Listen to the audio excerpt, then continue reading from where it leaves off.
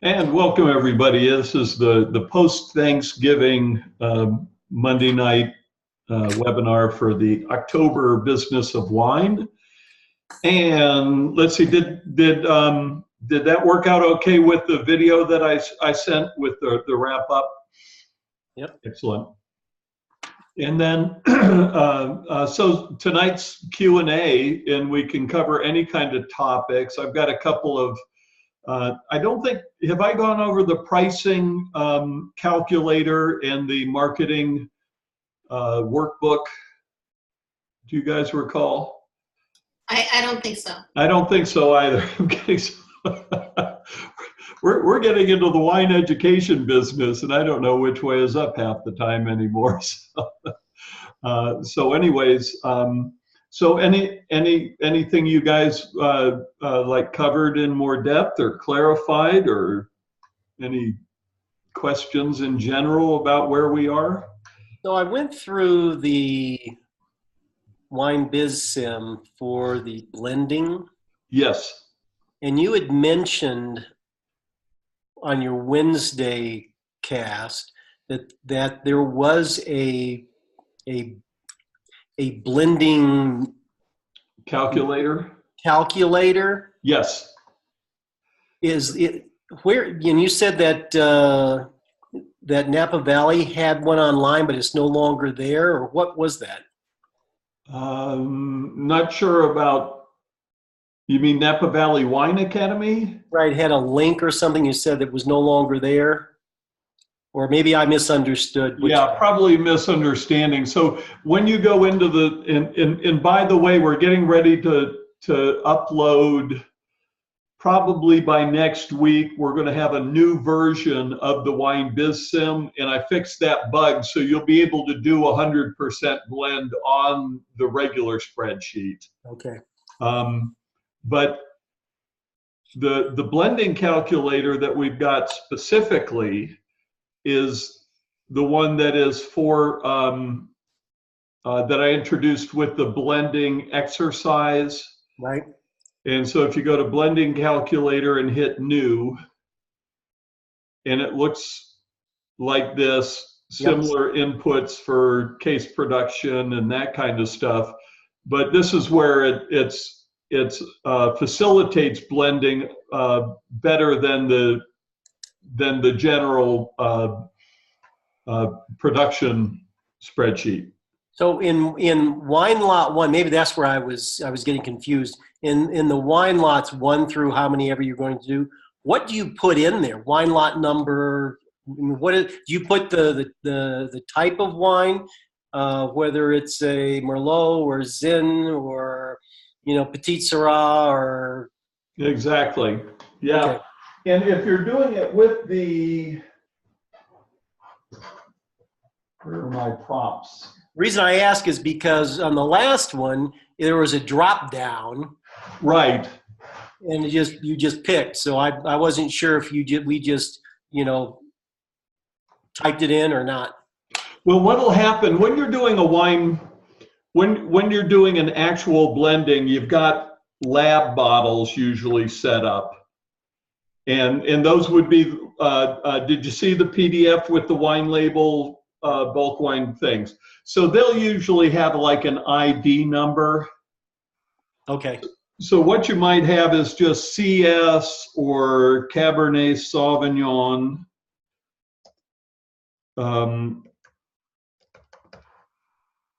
And then you might have, 36L,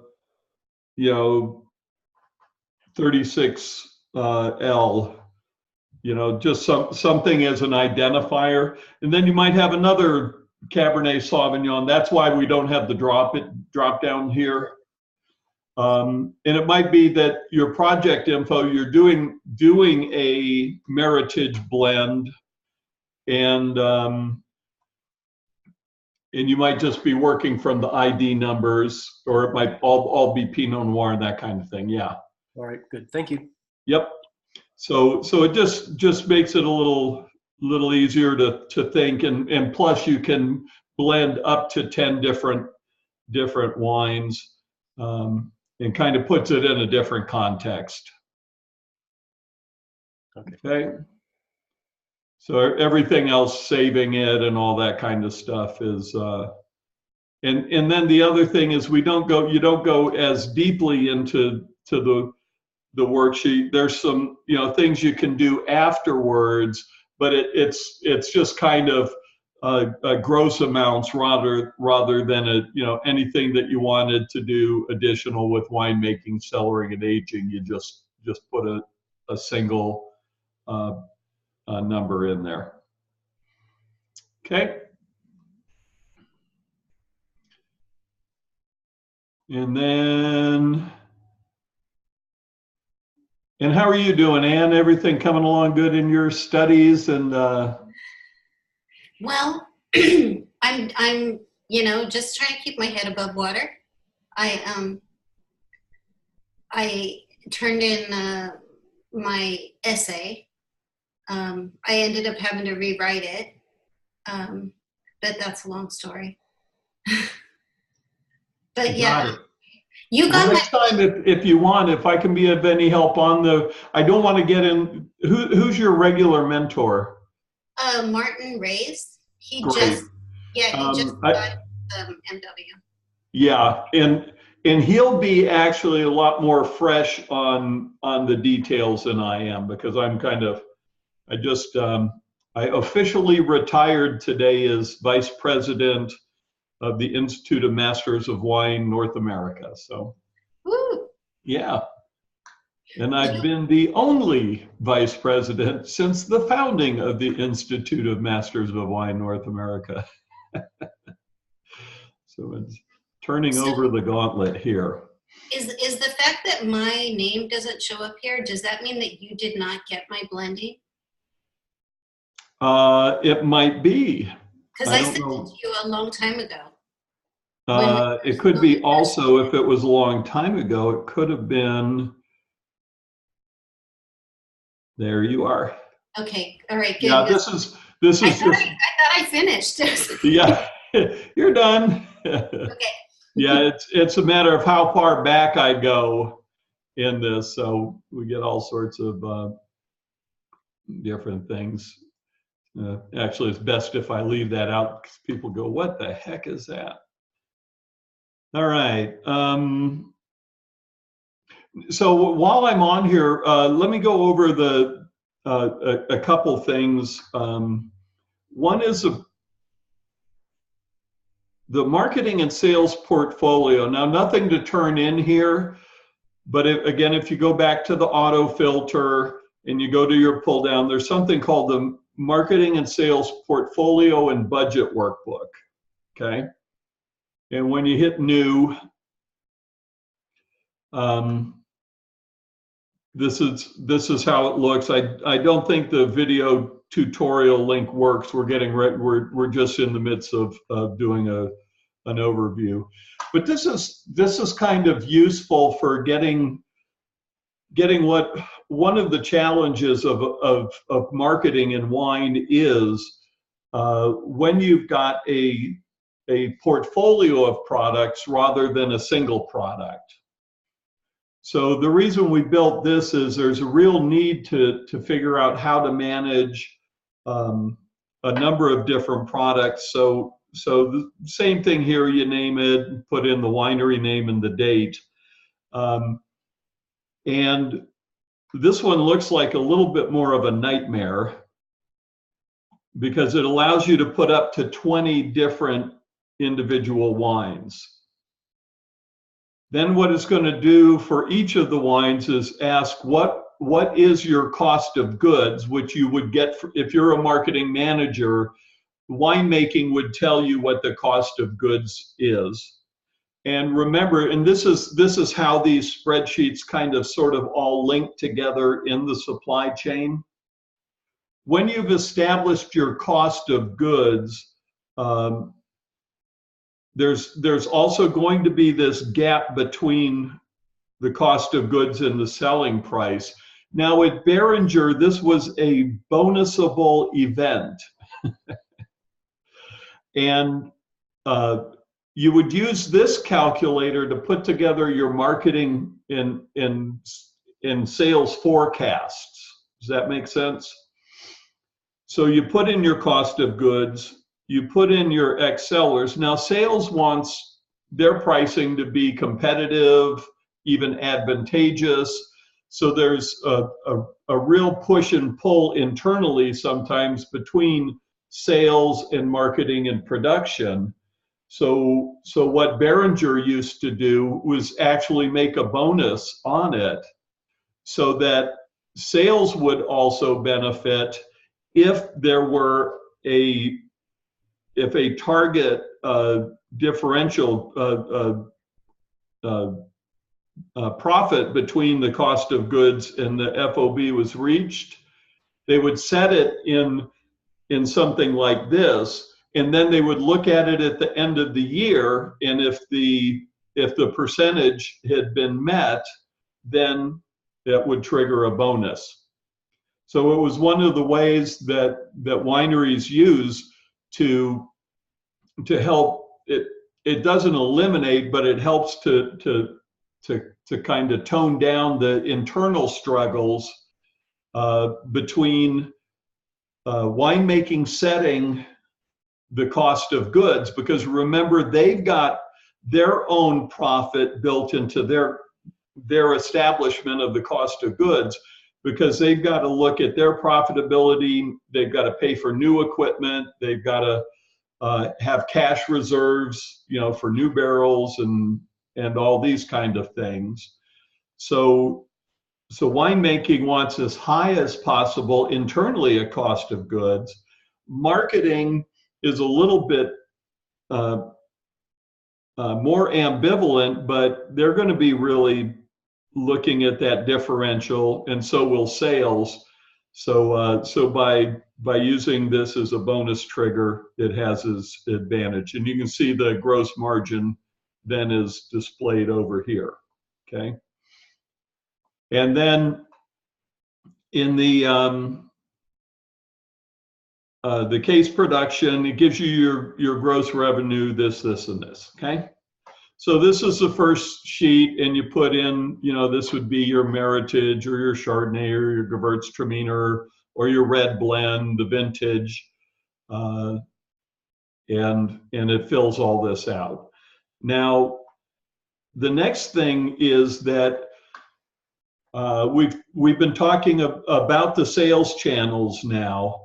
And if I've got 3,000 cases of my red blend and I go to my sales allocation, now I've got to work with the tasting room, I've got to work with the wine club, I've got to, if there's any direct to account sales, 3-tier system and export, now I need to work with the individual or individuals who have who oversee these various areas and say, okay, you know, what of these 3,000 cases, what's your allocation requirement for the tasting room? How many cases are you going to sell? How many for the wine club, et cetera, et cetera. And so what this does is it takes all the preliminary pricing, and it will fill in the name of the wine, the cases produced, and the margin. And then I can go in and say the tasting room says, you know, it wants 25%. And then maybe we're not going to sell any direct to account.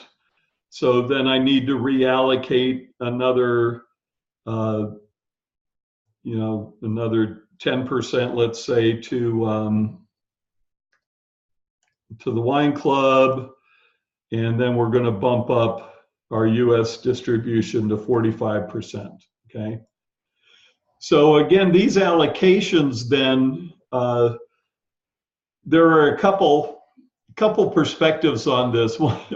One's the forced allocation, and that's where marketing and the executive team tells the tasting room how much they need to sell.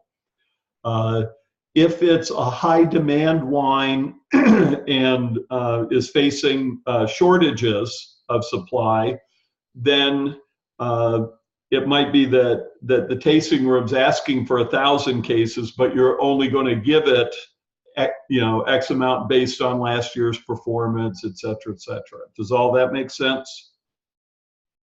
So these are really key, and especially when you've got 20 different products. It could be that then we have a wine.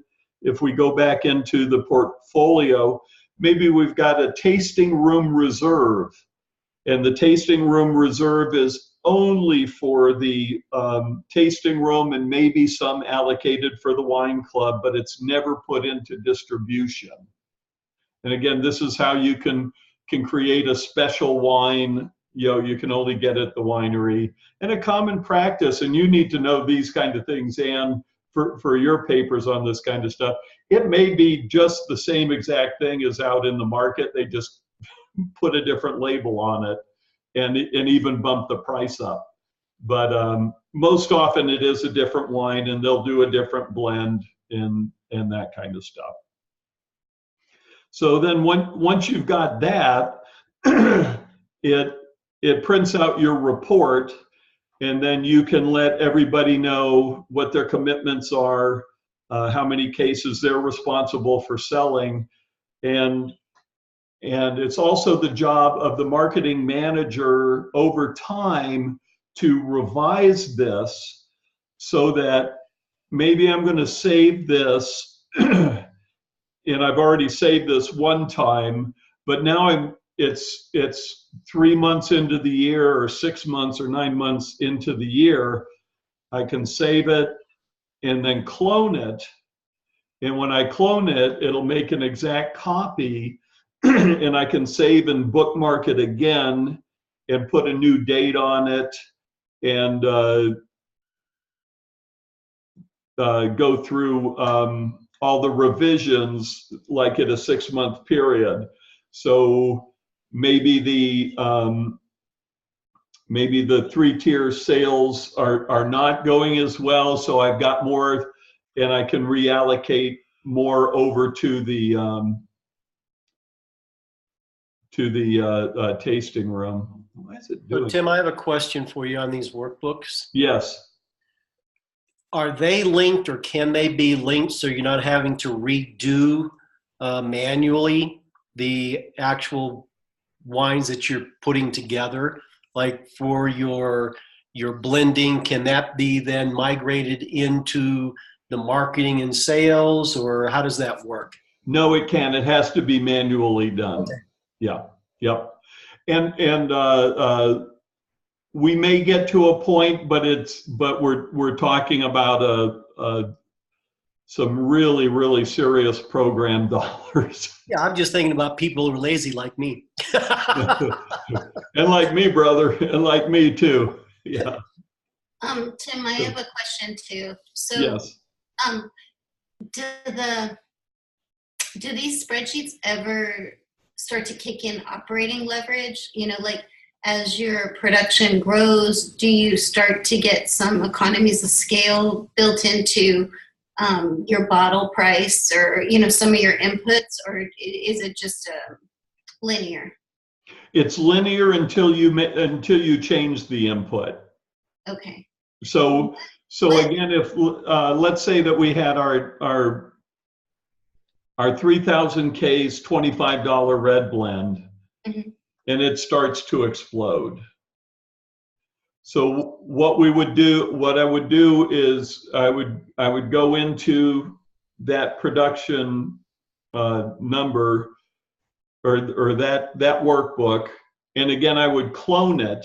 And once you clone it, don't forget you've got to bookmark it and save it and so forth. And I would bookmark it. So if I were to go in and do the bookmark, I've got a new, let's see, Control D. There we go. I would name it Red Wine Blend with the New Vintage. And over time, I've got a folder that I keep just for these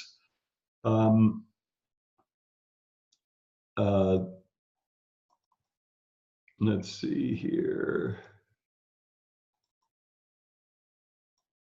I'm not sure where it is on my new. This is all new to me because, so I would name this whatever name the wine is in the new vintage after I've cloned it and save it again, and then I can go in and tweak. Everything's already input. I can just go in and tweak the bottle cost, maybe grape prices went up or down, those kind of things. If the percentage of the blend changed, I can change all that. Okay. And then it would maintain then all the other inputs that I had. So I'd just go in and change whatever's necessary for the new vintage. All right. And then in the sales channel report, then it gives me just sort of a dashboard to see, how things are going. And I look at depletion reports. Depletion reports are something that are provided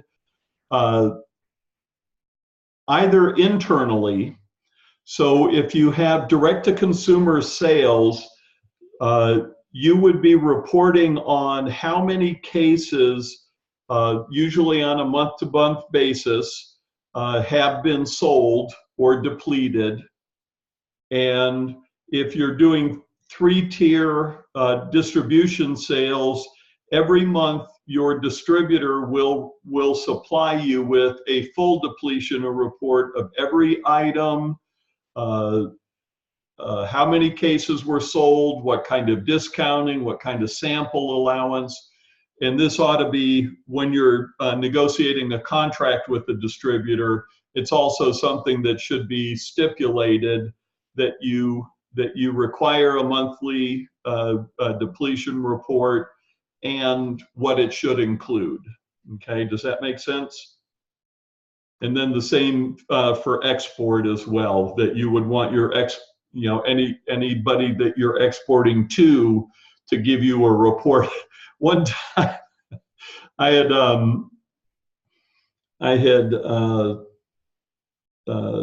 assumed a new role at Behringer, and it included managing Japan. And there had been no depletion reporting. And it turned out they were ordering containers of white Zinfandel, but they weren't selling any. And there was no depletion report to raise a flag to say, hey, wait a minute, this crap's backing up in a warehouse. And they're doing it to save face because they don't want to let you know that they're not selling the wine through. So I get this depletion report, and we're preparing an 800 case container of white Zinfandel to go to Japan. And I'm going, my God, they've got like 5,000 cases in a warehouse. This doesn't age. We're not looking at a commodity it's going to raise in value. Oh, we have planned for it, and they talk about it. So anyways, these are real key parts of managing the business. And again, from the marketing standpoint, you're looking upstream back to production. And the other thing, to answer your question, Mark, if you were actually working in a winery situation, you would have somebody in operations and or winemaking and or finance doing your work, your blending workups. The blending workup's actually more a tool for a winemaker because you can just sit there as you're doing trials, and you can, say, okay, if we add X amount more of this wine, what does it do to the bottom line, right? Because you can tweak those percentages and wines. The cost of goods workbook would be done by operations or somebody in winemaking or finance, and then they would report those numbers to marketing to plug into this book, right? So, and that's one of the hard parts. If we did have these connected, which we've looked at also, somebody playing with somebody, it would have to have then a function that you select it, that adds it to somebody else's workbook, possibly without them knowing it, and kind of screwing things up. And I excel at that. I excel at screwing things up. Now the other part here, and again, there's nothing necessarily to do in this. I'm using it for this class more as a teaching tool, but if it's something you want to play with, it's very worthwhile. Next is payroll, and creating your marketing and sales payrolls. So this allows for a pretty sophisticated organization, or not. Maybe there's just one person who's doing everything. But we also have some benchmark pricing that we pull out of the annual salary survey that is done every year by Wine Business Monthly. And again, all the things that you have to consider, you've got not only salaries, but benefits and bonuses and incentives and that kind of stuff. And then for a large sales organization, you can have your VP or senior VP, director of sales, east, west, some breakdown of regional management, central, eastern, etc. It can also get down to state level as well, and sometimes large states, especially California, Texas, etc. New York, Florida can be broken up depending on the size and the scope of the company. Okay. So you set your sales budgets and put that together, and then it gives you a breakdown in your income statement and your P&L that then gives you a breakdown from tasting room transfers, wine club transfers, the account direct, 3-tier export, and then also breaks down as a percentage and an amount the marketing and sales payrolls and expenses. Okay. So that kind of, as we talk about the sales channels, and it kind of brings up the need to understand, how do you forecast? And Wednesday, we're going to start to get into forecasting and look at what kind of data is and isn't available to run a modern winery, or whether it's a small kind of family operation all the way up to the mega companies. And one of the challenges is the detailed sales data and market data is really, really expensive, but we'll go through that on Wednesday. Okay? All right, any questions about this stuff? All right, then the other workbook that I think a lot of people will find, this one's fairly simple to use, it's not as complex, and that's the pricing calculator, the pricing workup calculator down here at the bottom. And if I click on that and then go to new, what this is it offers the ability to look at step by step how each of the sales channels looks at how it prices its product in much more depth than in the cost of goods calculator. The cost of goods calculator actually had some of this on hidden sheets so that it could give just a simple estimate of what your retail price would be. And this calculator goes into much more depth. So again, the wine name, vintage, or name date, and then a target. In this field doesn't do anything. It just shows us we're going to try and hit a $29.99,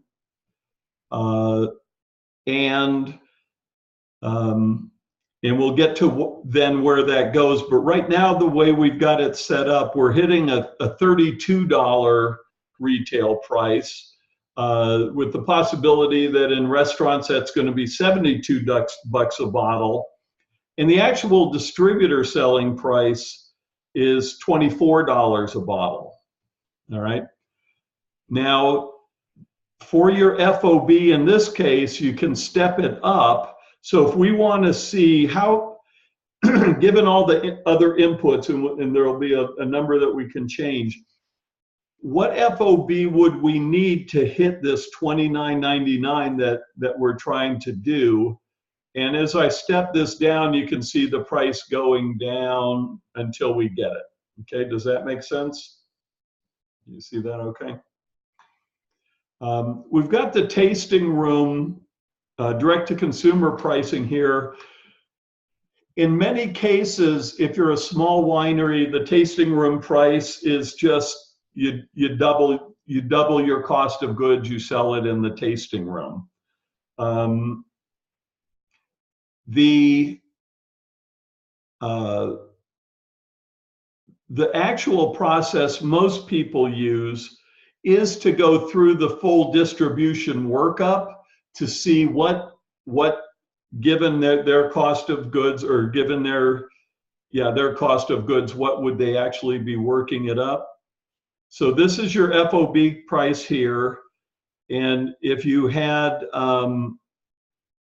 if you use that, now best practice for a tasting room and for the wine club is actually to establish the FOB and then sell the wine, even if it's just a paper transfer.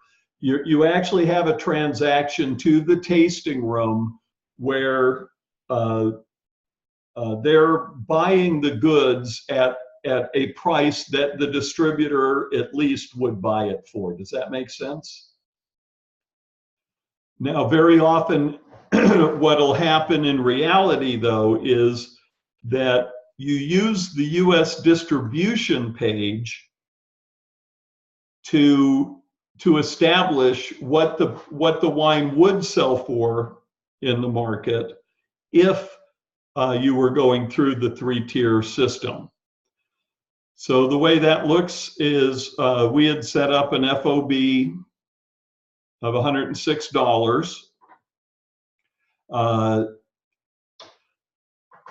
On the Napa Valley Wine Academy page, there's a link to a video of what a broker is and what they do.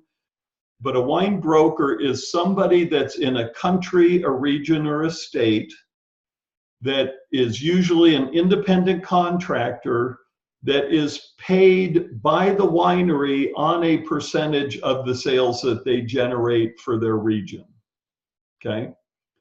To be a wine broker, there's typically no license or permit required. So you're just a sales and marketing adjunct for the winery. And so when you add the various amounts. Now, if you're doing business in all 50 states of the United States, you have a minimum of 2 states that require a broker. So Utah and I believe Pennsylvania. And the reason that this is done, the requirement for the broker, is those states want to make sure they've got somebody, if taxes don't get paid, they've got somebody that's liable to pay the taxes. Okay, so the role of the broker is to act as an independent contractor for marketing and sales in whatever geographic region that they're hired to operate. In certain states, you might have an aggressive sales plan, but you can't afford your own salesperson in that market. So you would look for somebody that's an established broker that has a good reputation. Now, when you start to get good brokers in good states, you're paying up to 15% for their commission. And more, the really good brokers themselves are having their own portfolio crises because they might represent so many different wineries, they start to have redundancies and whatever. But they're usually in that market. They've got relationships with the hotels, with the restaurants, with the retailers. They're dining out, they're schmoozing. They go in and make presentations to the distributors. They provide extra feedback to the winery about the activities, about the kind of market conditions and so forth. So that's what the broker does. All right. So this comes out of actually the gross profit. When you add this in, it's going to add to the price of sales because it's increasing the price, but it should be accounted for in the accounting of the winery P&L, if that makes sense. Does that make sense? Okay. Consolidation, freight, and insurance is you've got wine, you've got it in a warehouse, and your pricing, if it's FOB, you'll get it to somewhere, which just might be the loading dock, but it might be to a consolidation point.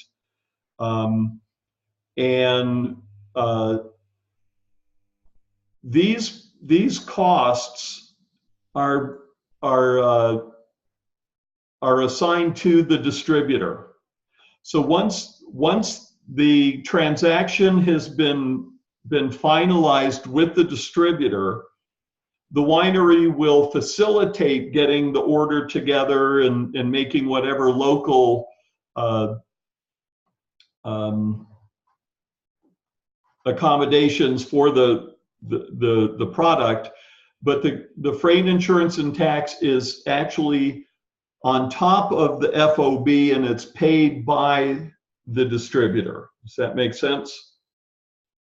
And in some cases, it might be a bonus or the winery might give some sort of a break on that, but that would be accounted for in the winery accounting of goods.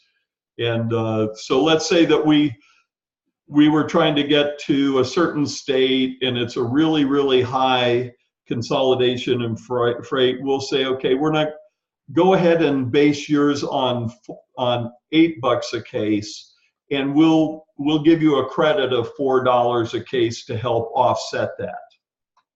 Hey, Tim, I have a question on this, and maybe if I'm off the mark, just say we can take it offline.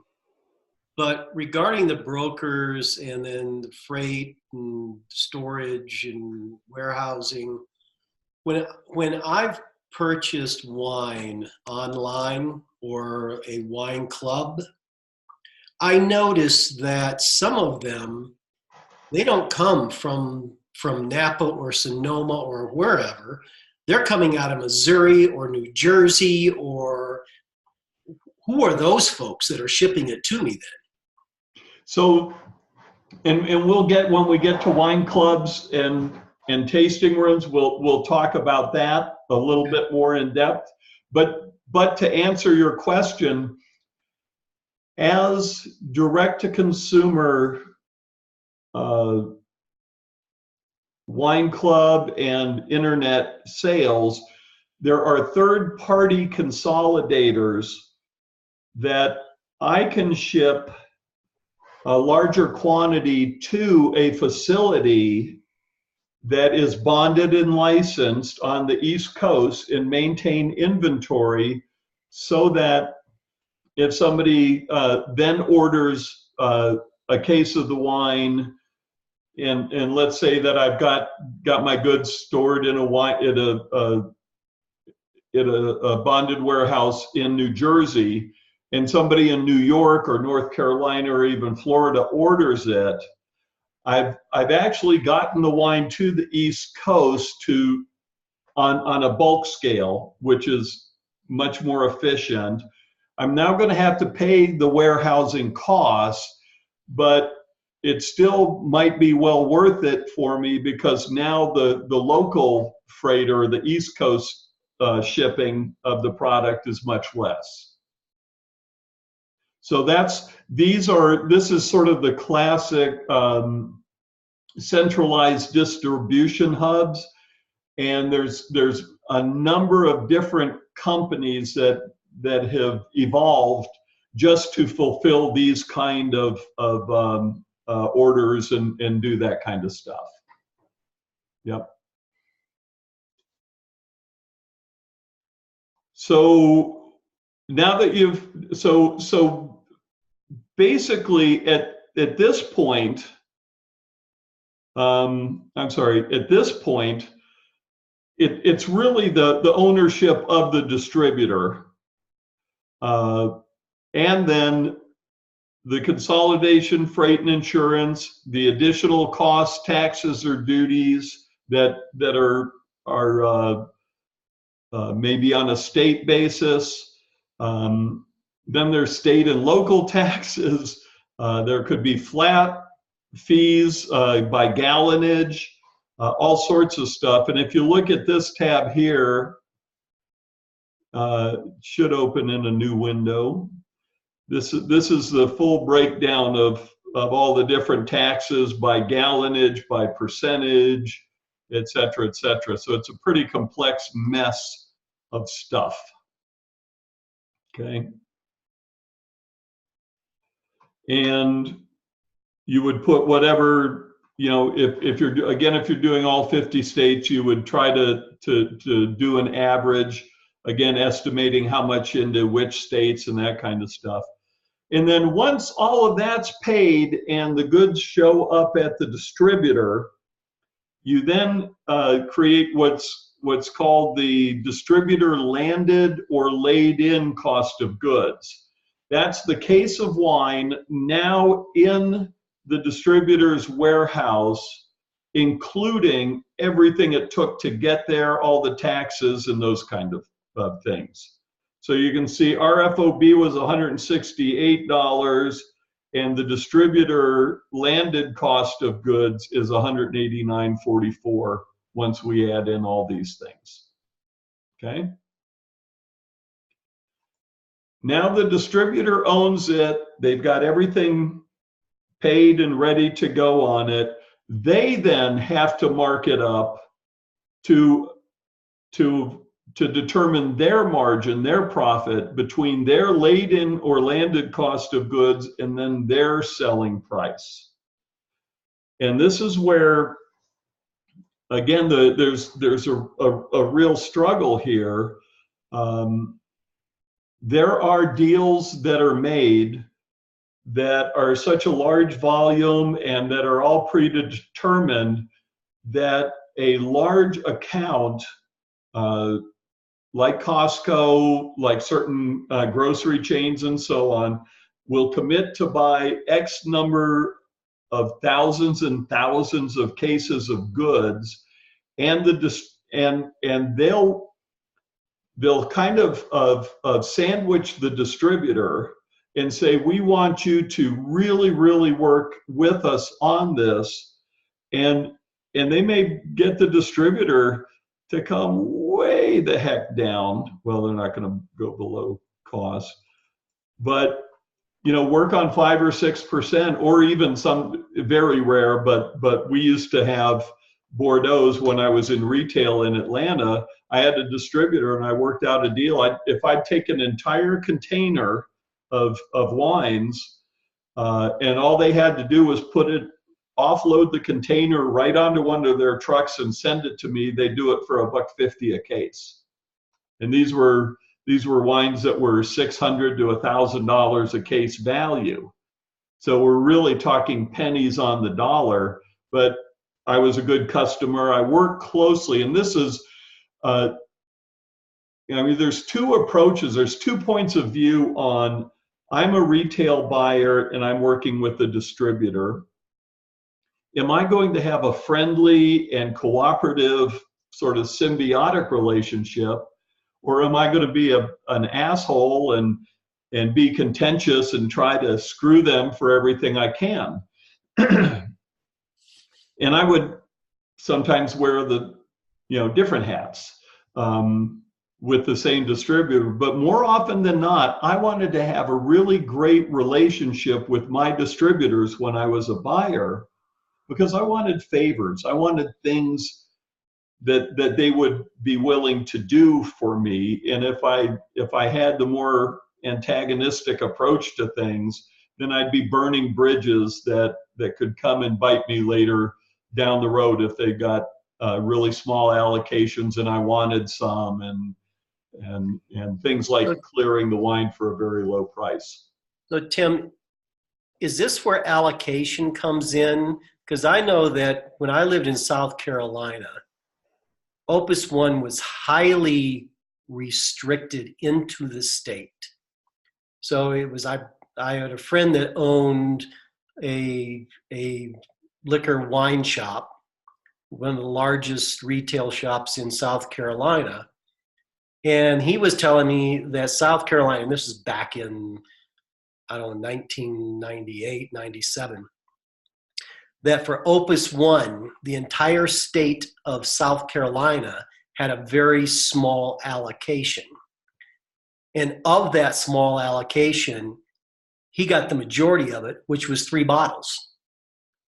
And I know that other states, talking to people, a winery here, or not a winery, but a retailer here in Colorado Springs, he could get cases of it. Right. In the same time period.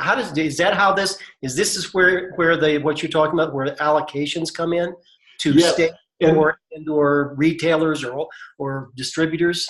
No, it's a really, really great point, because in some states, there are distributors that are antagonistic with the wineries. And maybe they've got competing properties in their own portfolio. So they've got 2 Napa wineries, let's say, and they tend to show favoritism to Beringer versus Mondavi. And Mondavi's like, hey, we really need your help. You guys, North Carolina, Alabama, whatever. And I used I was a broker in the state of South Carolina. So it's your fault. It was my fault. And so if I'm the distributor, and maybe I've got a really great relationship with the Beringer and not Mondavi, or vice versa, and now Opus is coming out and the accounts are clamoring for it. When am I going to get my Opus? How much am I going to get? And whatever.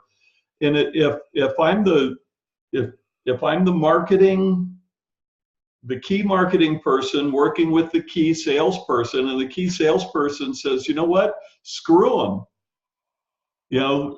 They're not making their quotas. They're not selling our bread and butter wines. They're not selling the Woodbridge. They miss their quota every year on this crap. And let's give them 3 bottles and give the balance of my quota to Colorado. Okay. So, and this is looking systematically every step, every transaction, all the way through the sales value chain. And again, what's your marketing message? What's your relationships, which we've talked about the gatekeepers, and this imperative to make sure that you've got great relationships. And another thing that could come in play, I think I might have mentioned before, that when I was working as a broker in Georgia, Seagram Chateau and Estates had reached a new U.S. sole distribution with Torres wines from Spain. And this was for the whole country. Now the problem on something like this is Torres was with a distributor in Atlanta, and they were doing a really good job with Torres, but now Torres was owned by this distributor's nemesis distributor, right? And it's a franchise state, so they don't have to give it up. So all of a sudden, they just sat on it. They took away all the volume discounts. They took away any incentives to their salespeople. They say, we're just going to kill the brand. And then hundreds of thousands of dollars was spent on legal fees to break this franchise, but this distributor knew that. And they just played it and played it and played it till hundreds of thousands of dollars were spent. It would take like forever to recoup, from the sale of the wine. And then at the very last minute, when it got to the most, they said, never mind, you can have it. So the importer had to pay for at the time over $250,000 in legal fees to get it back. They didn't break the franchise law. And how long is it going? How much Torres do you have to sell to recoup $250,000? It's going to take a bit. So that's the game here, in ensuring that when you're making arrangements for the shipment, that you've got the requirements. If it's in winter and you get stuck on you're trucking the goods to New Jersey and you get caught in the Rockies in a snowstorm and everything freezes, well, you're kind of screwed. So you need temperature control in both the summer and in the winter. That adds more to your freight. And you've always got to make sure you've got your insurance and everything all covered on this. And the cost of this, it can be a very, very wide range, anywhere from $6 or $8 a case to $16 or $20 a case. Also, whether you're sending a full container load or trailer load, or if it's just a single or a couple of pallets, where then you've got additional consolidation and delivery fees. And then if it's even less than that, then this can become a very significant part of the pricing structure. And you really want to go in when you make the sale. You don't want to say, we've got another red blend for you to put with your 300 other red blends from this region, and we want you to make less money on ours. We're going to have to go in and say, you know what? Let's pump this baby up. We want you to make money. We're going to go into our budget. We're going to offer sales incentives, trips or whatever to your staff, and we got to figure out how to make this work. Export distribution, all the same, with usually additional taxes and duties and higher levels of having a broker in the country that you're exporting to. And they tend to mark wines up higher. So a lot of people just look, the US is not an export-based economy for wine. New Zealand, France, Italy, Spain, all of these countries, Chile, most South America, United States is frankly just sucks at export because we've never needed it that much. So the cost of US wines in any global competitive market, from the UK to Mexico to Japan to China, we can be 40 to 50 to double the price of the same quality level of a French wine or Australian or South American wine. And a lot of countries that also have smaller domestic opportunities, sales opportunities, smaller market. New Zealand's a great example. A lot of times their government will subsidize their wine exports as well. So that even further muddies the water and creates problems for export distribution. But if you're Opus One, you've got to be in Tokyo. You've got to be in shops in Paris. You've got to be in the best hotels in the UK, et cetera, et cetera. So sometimes it's a matter of branding and image and positioning, and they're doing the business maybe even as a loss leader, but they need to be an international brand, so they need to do that business. So can I just ask a question regarding, say, Opus One or Macedo or one of those kind of wines? Yes. Is that why now they go through the Place de Bordeaux, so that, you know, They go through what? I'm sorry? They'll go through the Place in Bordeaux. The Place? Yeah, in Bordeaux. So they go through that market. I'm not sure. Yeah, Opus One and Sassicaia and some of those, they're actually distributed through the Place. And is that PLACE? Yeah, you know, it's how all Bordeaux gets distributed. That's the market in Bordeaux. Usually there will be an importer versus I think you're talking about the Bordeaux futures and pricing. I don't believe that imports go through that, but let's see if we can find out. Okay, you know, definitely, maybe it's not exactly the same mechanism, but definitely those négociants in the Place are handling those wines. Okay. And it's an increasing part of their business because the Bordeaux futures market is so bad now.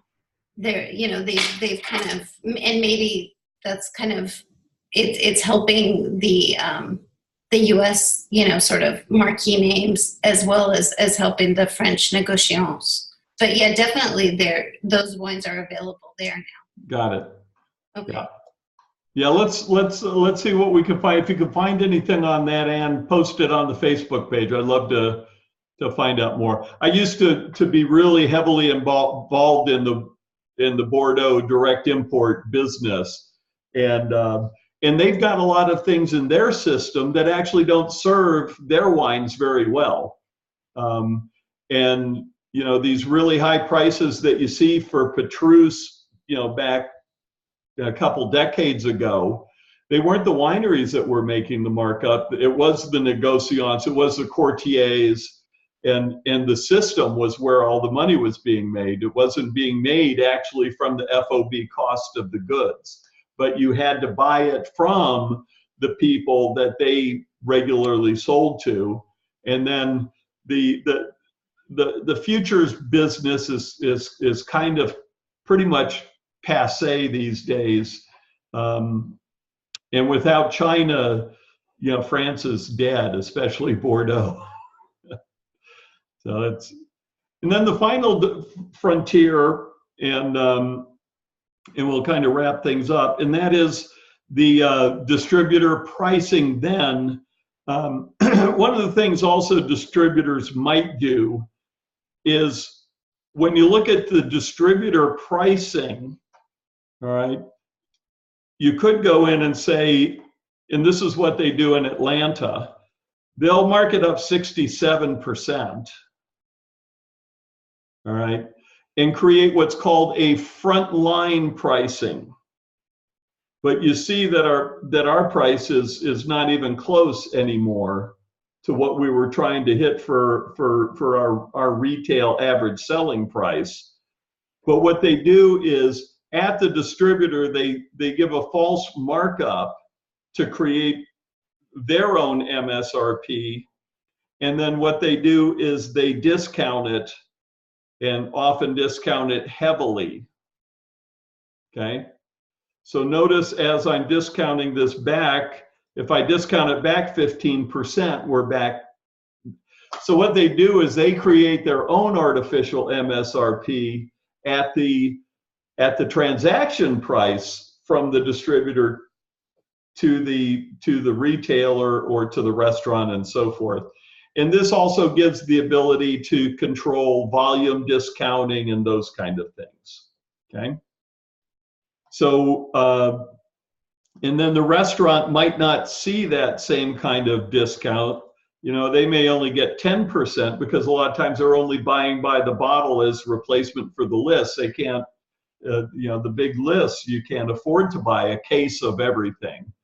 So this also can have a disparity here. I'm sorry, that would be down here. This is discounting that that would be applied in an export market. Sorry, I'm confusing things here. All right, and then retail markup anywhere from 15% if you're selling to Costco. And so if you're selling to Costco, you know, you got to come down pretty seriously. They're only get a 13% margin, but they're able to sell the wine for a much lower price. And then markup in restaurants, as most people know, are 2 or 3 times the retail price, which means 4 to 5 times the actual cost of the goods that they purchased it for. And so, but also even if you mark your wine up, if the restaurant buys the wine for $10 and sells it for $40, all right, that means that $10 is only 25% margin. Does that make sense?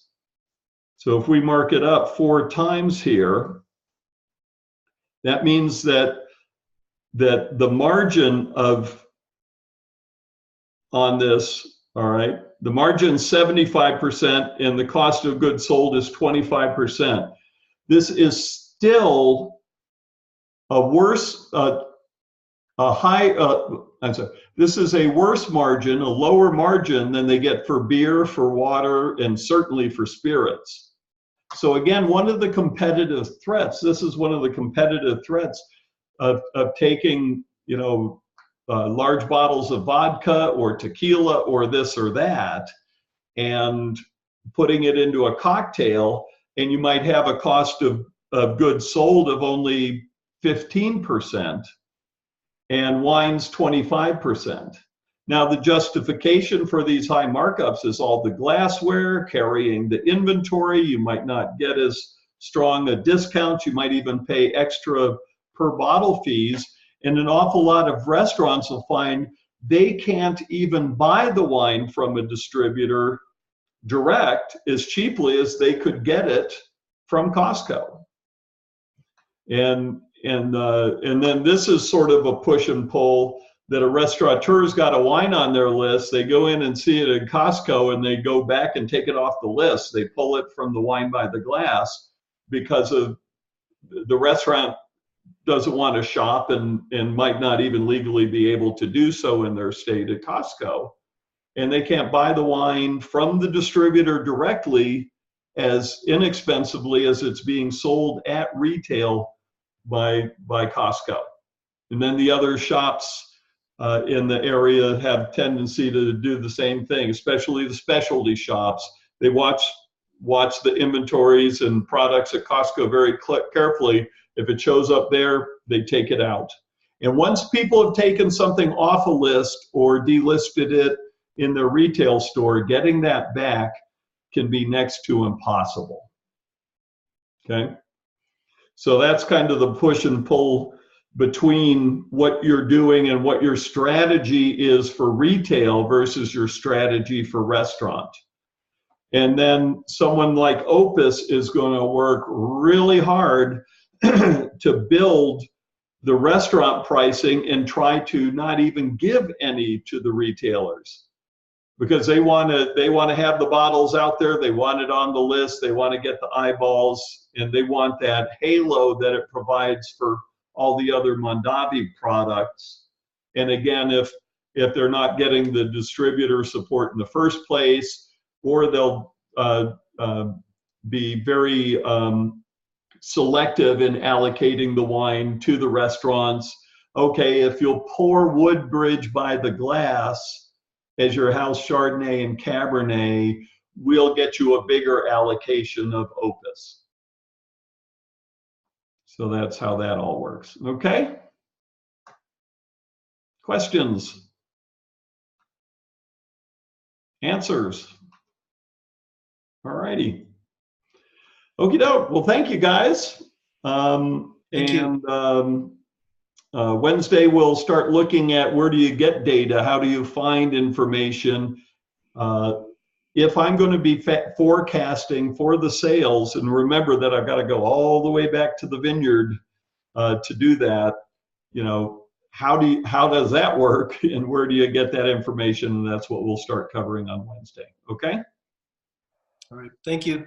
Okay, everybody. Thanks. Bye-bye.